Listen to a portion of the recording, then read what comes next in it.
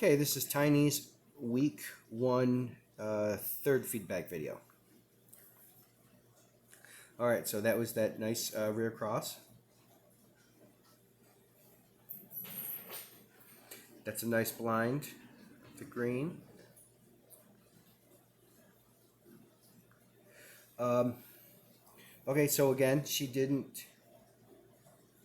Your handling.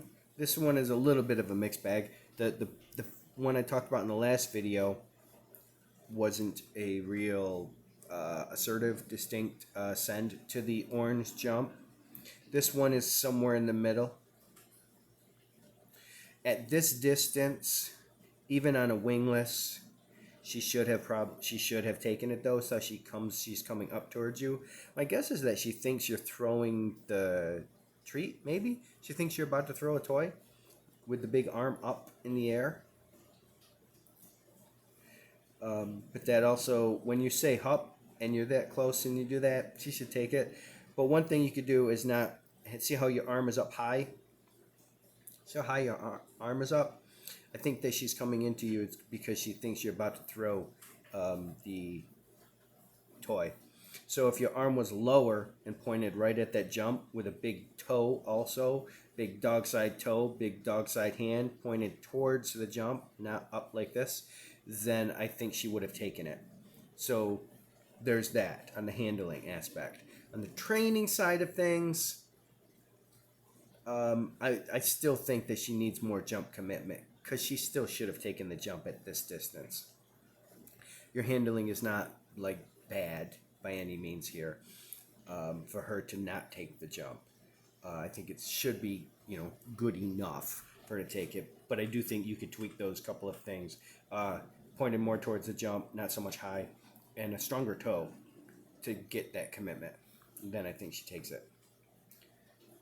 I think she's following your hand, especially when it's up high and at that distance. Now, if there was a lot further distance, like say you were almost at this orange wing here, and you were telling her to go take that yellow and then this, but you were here, then it would make more sense for you to have a arm that was higher up. But when you're this close like that, I think just pointing towards the jump and a dog side toe, stronger toe, I think would be good. That time she knew she did a nice job taking the jump, and also she knew she was turning, so that was good. Good reward.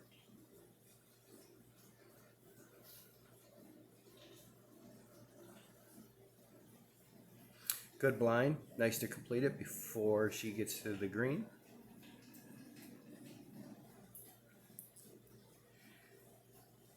Nicely done. Nicely done. Nice blind. Okay, so now we're rear crossing now. Let's see. Good. Though she did readjust, but just like in the drill, she did take it looking towards you, and then she didn't do a full spin, but she thought she was going this way.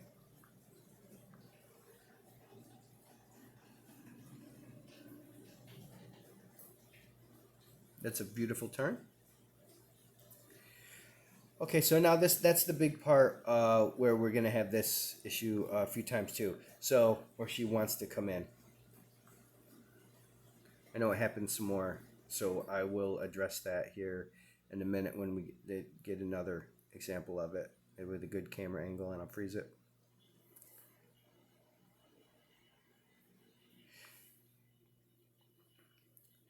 Okay, so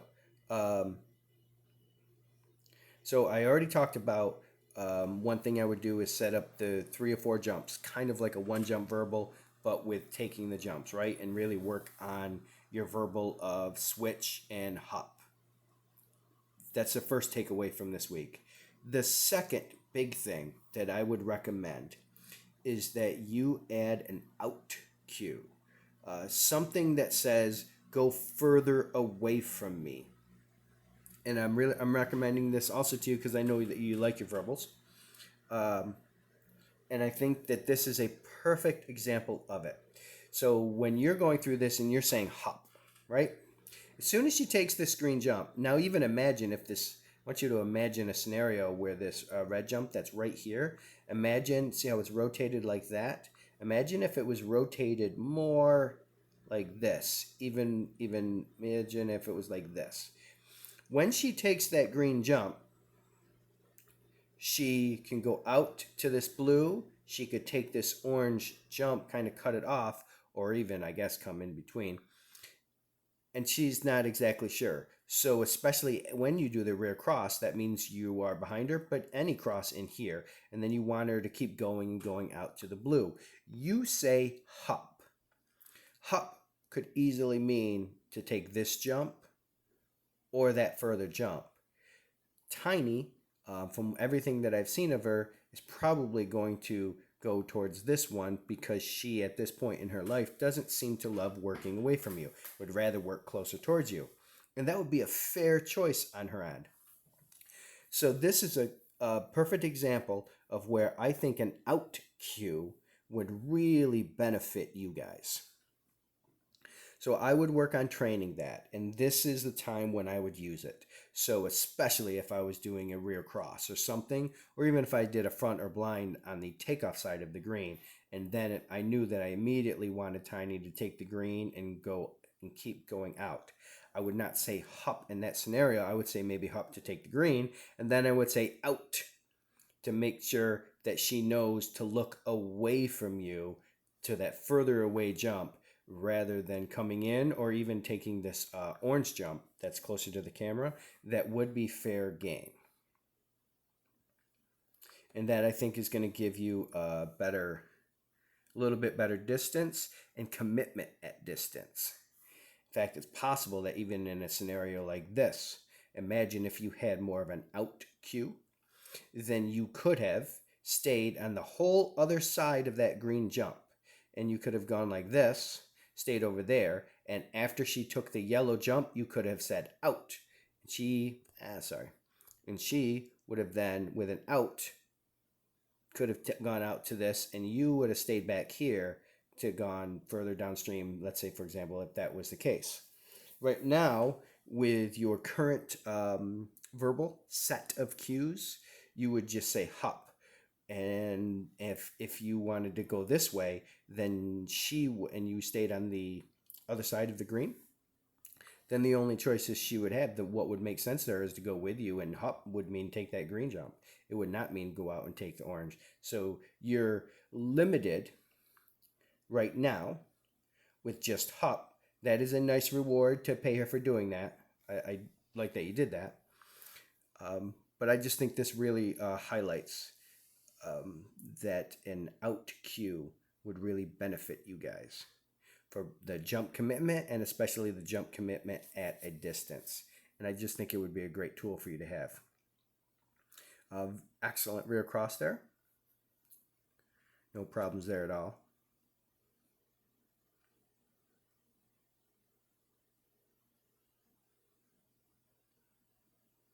It looked like she still thought about coming towards you again off that green jump, but she readjusts quickly. Very nice. And so these rear crosses are very, very nice. Very well done. Okay, so those are my so other than just a couple of small spots where your handling, I think, could be tweaked a little bit better, I think most of this is a jump commitment issue and a little bit of clarification and really honing in on your verbals. So to teach an out cue, if you have any questions about that, let me know, but it's a fairly simple process. There's a couple different ways to do it, but you're basically just really working on paying your dog to go further out. You set a jump out here, and you say out. You stand here and you say out, and you get the dog to really think away from you, taking that jump further and further and further. One way to do it is just set up some jumps here, and you go like this, and they take the jumps, and then you just move further and further laterally away. So just when the dog hears out, rather than running parallel with you, they look away from you for that jump that's out here. So if you had a jump that is here and here, and you are here, and the doggo is here. If you say hop, they think straight parallel with you hop. And if you say out, they should be thinking away from you as you do this. Let me know if you have.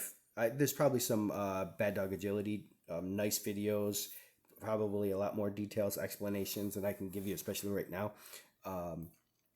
Let me know though, and we can talk about it some more on teaching and out. Or if you work with Lindsay in person, just talk to Lindsay and say, hey, what do you think about teaching an out verbal cue to get a little bit more distance and commitment at distance? Okay, and that I just think it would.